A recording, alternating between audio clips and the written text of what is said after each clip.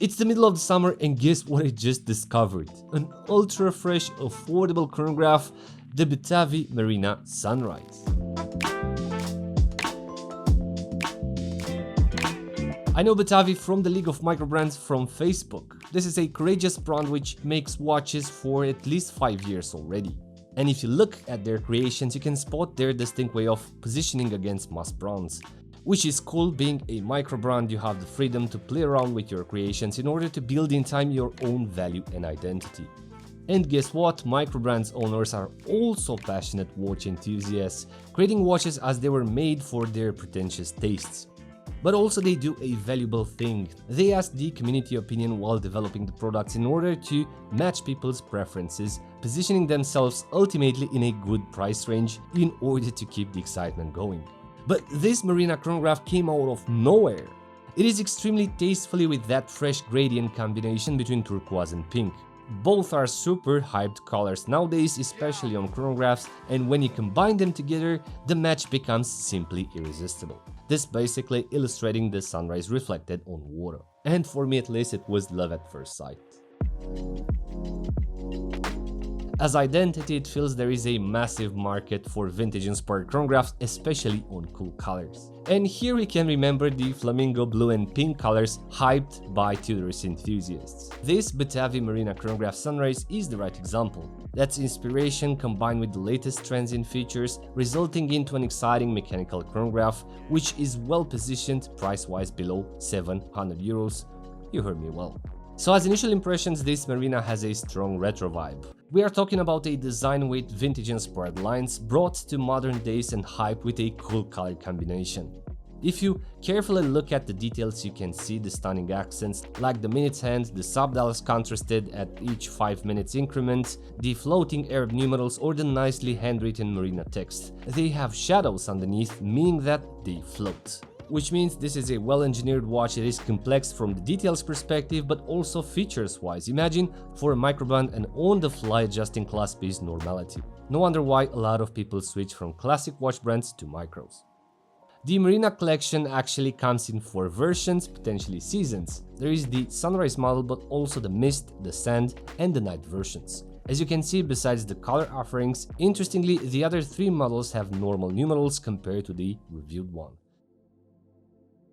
As unboxing, of course, microbrands are offering extras compared to the mass brands. Once you open the outer sleeve of the box, you will find a nice leather pouch which opens like a vintage suitcase. Works as a chic travel pouch, and inside I also found a nicely authenticity tag similar to Rolly.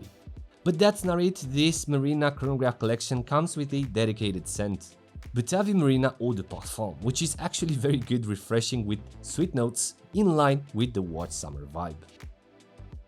As quick specs, this model measures 38mm in diameter with 46mm as lug tip. The lug tip has 14mm in height, although it doesn't show it, has 20mm between the lugs and weighs 133 grams. We have a stainless steel case, a boxed sapphire crystal, has a non-screw-in signed crown which ensures 50 meters as waterproofness. We have an open case back which unveils the mechanical hand-wound Seagull ST1901 with 23 joules operating at 3 Hz, 21600 VPH and has 50 hours power reserve, having a price of only 649 euros.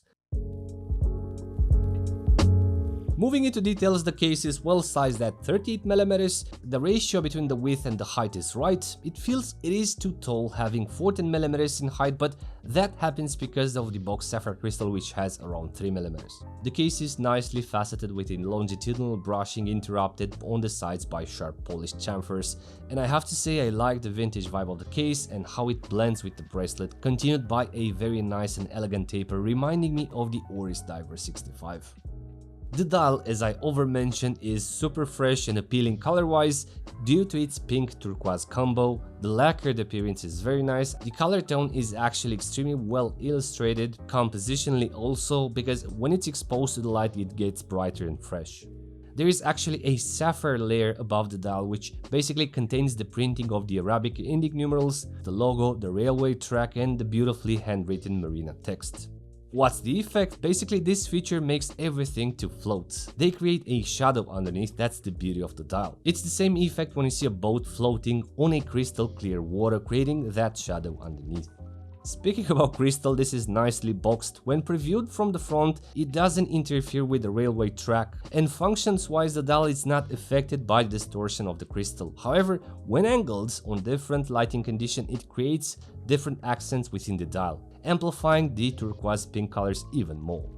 About the numerals, normally the big brands are translating watches with Arabic Indic fonts for the Arabic geography. I know they're highly collectible in the rest of the world, so props to the brand for making this move also. The concentric subdials are colored to balance the turquoise tone, which feels to be dominant. The second subdial is pink, where the minute one is contrasted on each 5 minutes increment, potentially as a regatta timer because the name of the watch is Marina, right? The syringe hands are pretty classy, made in the same tone on a lacquered gunmetal black tone. They are nicely finished to create sufficient contrast with the dial. There is lume on the hands, and guess what? On the chronograph hand has an oversized skeleton arrow, and towards the tip we have a white accent, which surprised it's lumed also.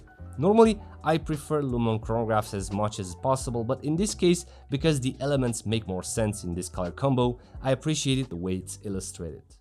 The bracelet is actually very nice. It is very elegant and complements the watch head finishing. We have a fully brushed 3-links bracelet with a severe taper from 20mm to 16mm, with a longer clasp because the clasp hides an on-the-fly adjusting feature. Under the clasp there is a button to press and slide the bracelet based on your needs. That's a super cool feature for this price point, and that shows attention to the details not only on the watch head but on the bracelet also. As wearability, it is a looker on the wrist, especially on a tan skin. I think it's actually impossible to be unnoticed by a watch enthusiast with this watch. It is comfortable due to its reduced case size and weight, but also the bracelet contributes as well in my opinion. Because of its taper, it doesn't give you the feeling of being overwhelmed by metal on the wrist, but mainly because of the on-the-fly adjustable clasp, which can make the adjustment on the wrist just perfect. As conclusions, I think this will be a hit. As I've seen it and asked the brand to send me one for review, I'm pretty sure it was spotted by a lot of people also. The price is very good at 649 euros, however, it would have been cool to have the possibility to upgrade for a Sellita mechanical movement for above $1000. In my opinion, the watch is worth that price because finishing and quality wise, it is very good.